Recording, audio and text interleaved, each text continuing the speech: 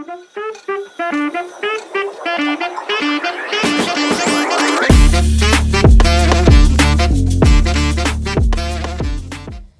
semuanya, Assalamualaikum warahmatullahi wabarakatuh. Salam sejahtera bagi kita semua. Selamat datang di podcast SMA Budi Mulia Teluk Jambe Karawang. Sebelumnya perkenalkan, nama saya Muhammad Rio Alfiandi. Saya siswa aktif asal Bekasi yang bersekolah di SMA Budi Mulia. Dan saya di sini ditemani oleh rekan saya yang bernama.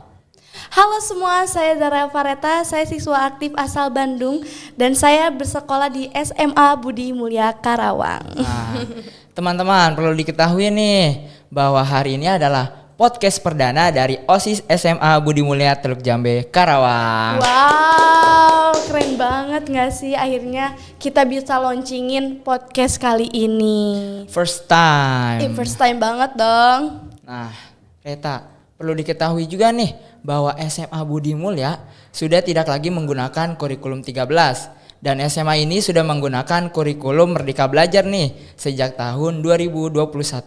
Nah, untuk tanggapan Reta ini seperti apa sih untuk SMA Budi Mulia? Selama SMA Budi Mulia menggunakan kurikulum Merdeka, di mana kurikulum Merdeka itu dari Panadim ya kemudian. Iya. Dari Panadim ini lebih mementingkan, lebih mengutamakan bagaimana siswa-siswi di SMA Budi Mulia atau para siswa-siswi ini bisa aktif dalam belajar, di mana ada segi sesi tanya jawab, bisa mempresentasikan sesuatu, dan yang paling aktif itu kita harus bisa menjelaskan apa yang telah guru jelaskan. Terkadang kan kita kalau di kelas kayak setelah ibu jelasin apa ada mau nambahin, ada yang apa. Nah itu tujuan proyek profil Pancasila dari kurikulum Merdeka itu, jadi anak-anaknya lebih bebas tapi tetap berkualitas dan serta bisa berkembang gitu. Nah, mengembangkan karakter siswa-siswi juga nih. Iya, betul. Nah, karena kita sudah tidak lagi menggunakan kurikulum 13, nah berarti kurikulum Merdeka nih sudah menggunakan penjurusan atau paket. Nah, ya. Reta sendiri ini menggunakan paket apa nih, Reta? Kebetulan itu kalau ngomongin masalah paket itu ada penjurusan di semester 3 ya, semester 3 atau mungkin kelas 10. Iya. Aku kali ini duduk di kelas 11. Nah, jadi di semester 3 itu atau di kelas 10 kita akan ada tes-tesan kayak ini anak nih cocok di mana, anak ini cocok di mana, anak ini cocok di mana. Kebetulan pada saat itu hasil dari tes aku cocoknya di IPS. Wah. Sebenarnya ada dulu tuh ada IPA, ada IPS kan. Nah, iya. Tapi sekarang itu lebih mencakup ke paket yang kamu bilang tadi itu. Jadi ada paket 1, paket 2, paket 3 dan paket 4. Kebetulan aku pas hasil dari tes itu aku kayak lebih istilahnya lebih ke IPS gitu. Jadi akhirnya aku ngambil paket 4. Di mana paket 4 ini mencangkup sastra, bisa disebut kelas sastra. Terus di paket 4 ini juga ada geografi. Terus di paket 4 juga ini ada matematika, kalau matematika wajib kan. Ada olahraga dan lain sebagainya. Tapi di paket 4 ini anti banget yang namanya IPA. Oh. Nah, sama di paket 3 juga itu lebih tentang ke pariwisata, tentang ekonomi, pariwisata dan lain sebagainya. Terus kalau misalkan di paket 2, itu paket 2 lebih ke IPA, biologi. Kamu gak sih? Nah, ya kelas saya itu ada biologi dan kimianya tuh. Nah, itu kebetulan Rio sendiri yang ada di kelas itu, di paket 2 itu. Dia milih paket 2. Dan di paket 1 ini lebih ke informatika, terus fisika ya. Lebih fisika dan IPA. Istilahnya di dalam paket 1 dan paket 2 ini mencangkup IPA, sedangkan di dalam paket 3 dan paket 4 ini IPS gitu. Namun kita lebih segi ke paket. Karena di dalam paket ini kita bisa bakal lebih tahu kita nanti jurusannya, kuliahnya bakal mau kemana. Udah lebih kebentuk lagi. Biasanya kadang udah bingung kan, ini IPA aku masuknya kemana nih pas udah mau kuliah atau gimana. Tapi kalau misalkan udah pakai itu, udah paketan, jadi kayak kita misalnya, oh kita udah mau tahu kemana. Udah ada planning setelah SMA itu kita mau kemana gitu. Dan hasil tesnya tuh suka ada kayak di sini nama, terus paket apa, cocoknya di bidang apa. Kebetulan aku masuk di bidang HI, komunikasi, terus manajemen, terus psikologi, bimbingan konseling, kayak gitu-gitu. Lebih kayak yang umum sih. Nah, berarti Reta ini juga ada rencana kuliah nih berarti ya. Iya dong, masih harus dipersiapkan dari sekarang juga. Nah, kalau pengen kuliah tuh pengennya tuh daerah Jabodetabek atau dari Kerawang atau di Bandung sendiri nih? Ya karena kebetulan saya orang Bandung ya, paling nanti saya kembali lagi ke Bandung aja. Karena emang udah nyaman sepertinya ya. Kenapa Bandung? Nah, dari kelas 11-6 berarti ya? Iya betul. Kelas 11-6 itu wali kelasnya kebetulan siapa Tireta? Kebetulan wali kelasnya itu guru PJOK kelas saya sendiri, yaitu Bu Rizka. Boleh disapa dulu nggak nih Bu Rizka nih yang lagi nonton? Halo Bu Rizka, ini muridnya di sini nih. Nah, Bu Rizka, guru PJOK di SMA Budi Mulya. Betul. Untuk olahraga sendiri di SMA Budi Mulya itu secara terpisah ya? Betul sekali. Nah, karena SMA Budi Mulya nih teman-teman, SMA Budi Mulya itu menggunakan olahraga terpisah nih. Karena SMA Budi Mulya punya 2 lapangan, kita menggunakan 2 lapangan sekaligus. Yang lapangan satu untuk Putranya, iya, dan lapangan yang kedua dipakai untuk para putrinya. Jadi itu emang kita nggak disatuin. Kalau pada umumnya biasanya kalau olahraga itu dalam satu tempat, satu waktu, dan semuanya nyatu gitu. Tapi kalau di kita itu ya siswa-siswa, siswi-siswi, dan itu yang ngebuat siswi makin berisik, merasa bebas gitu. Iya, betul. Karena perempuan-perempuan semua. Kadang kita PJOK juga kalau misalkan praktek kita di dalam ruangan gitu, lebih fleksibel. Nah, untuk Reta sendiri pentingnya nggak sih pentingnya dari sekolah yang berkualitas itu seperti apa menurut Reta? Penting banget. Memilih sekolah adalah hal yang harus kita pikirkan sebelum kita berada di sekolah itu.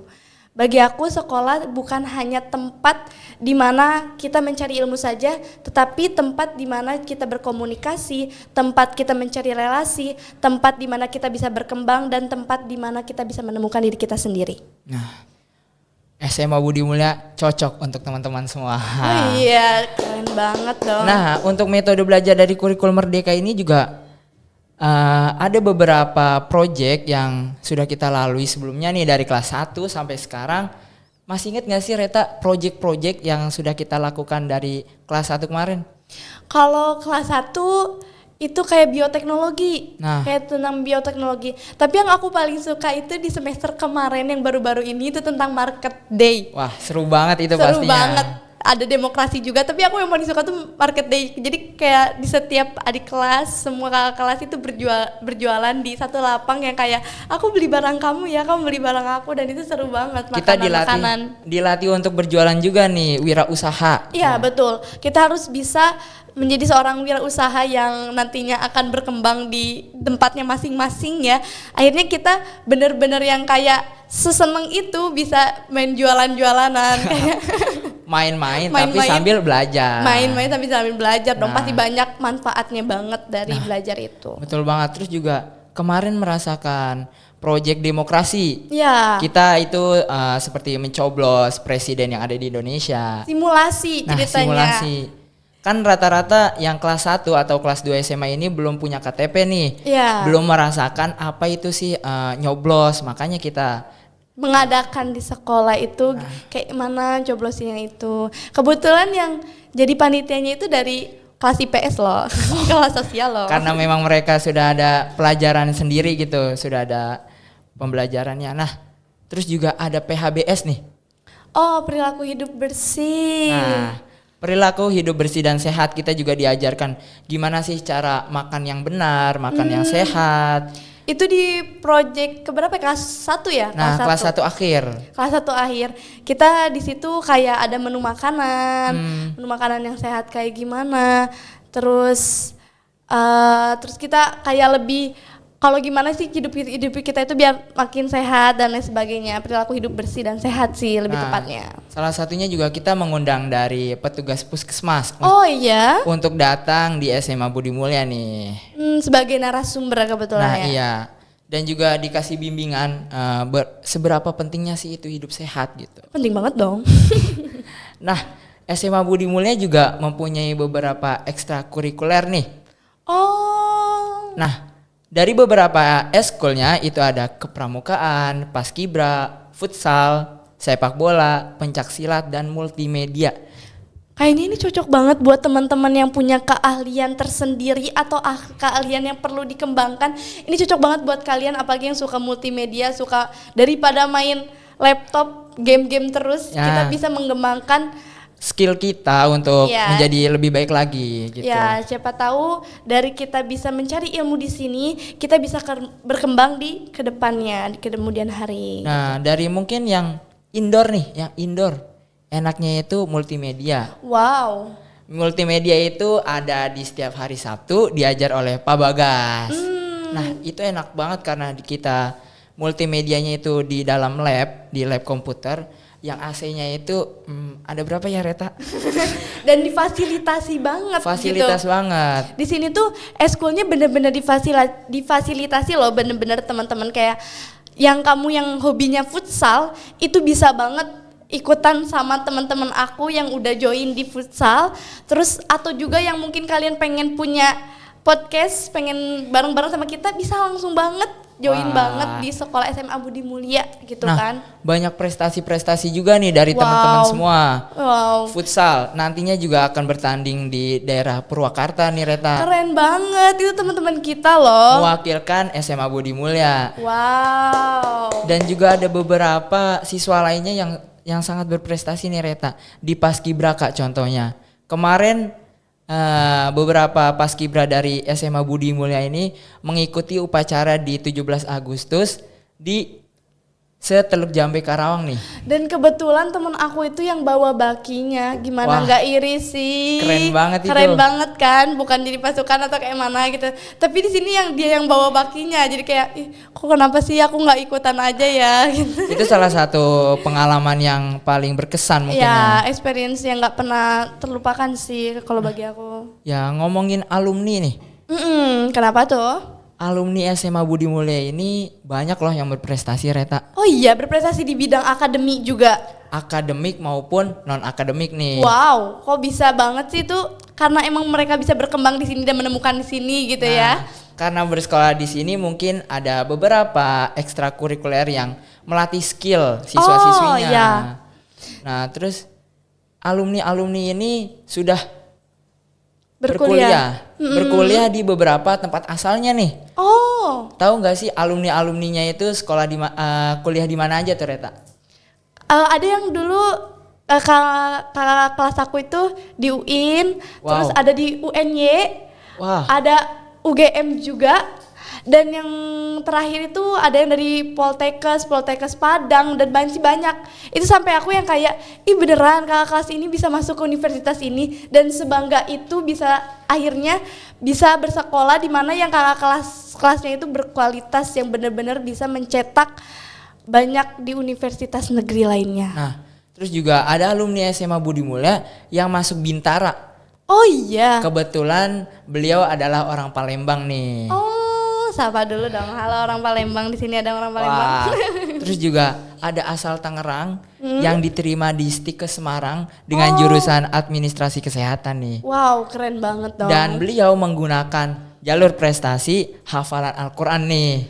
Hafalan Al-Quran? Nah, untuk anak tahfidz nih perlu banget dikembangkan. Perlu banget dan dikembangkan, pasti kita didorong di sini untuk bisa mengembangkan soft skill, mungkin kayak soft skill atau apapun itu sehingga kita bisa menunjang masa depan yang lebih cerah lagi. Nah, ada juga nih alumni SMA Budi Mulia yang jauh-jauh dari NTB. Oh iya, lolos UTBK dan masuk ke Universitas Gajah Mada. Keren banget. Wow. Dan tahu nggak sih jurusannya apa? Apa? Jurusannya adalah geofisika. Wow. Fisika aja kayak udah mumet gitu ya Reta. Ini geofisika. Orangnya sangat pintar gitu ya. Sangat lah, pakai sangat lah. Nah, selain siswa-siswi yang berprestasi, kita juga punya kepala sekolah yang sangat berprestasi juga nih Reta. Oh iya. Perlu diketahui nih teman-teman bahwa Bapak Agus Purwanto itu meraih 10 besar kepala sekolah terinspiratif senasional. Wow. Keren banget gak sih? Kepala sekolah siapa dulu nih? Aku dong. Iya. Kamu.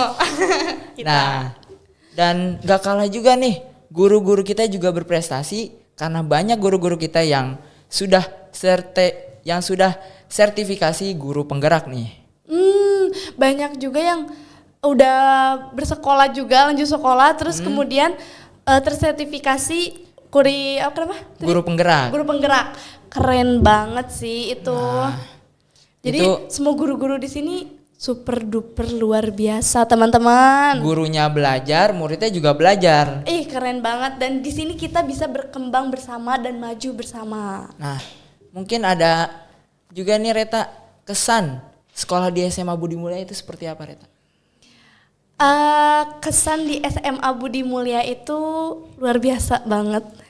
Apalagi sekolah di SMA Budi Mulia itu memiliki teman yang tidak hanya asal dari Karawang saja atau hanya dari Pulau Jawa aja, tapi di sini di SMA Budi Mulia ini kita bertemu dalam satu sekolah dari berbagai pulau dan daerah, dan itu sangat luar biasa nggak sih teman-teman?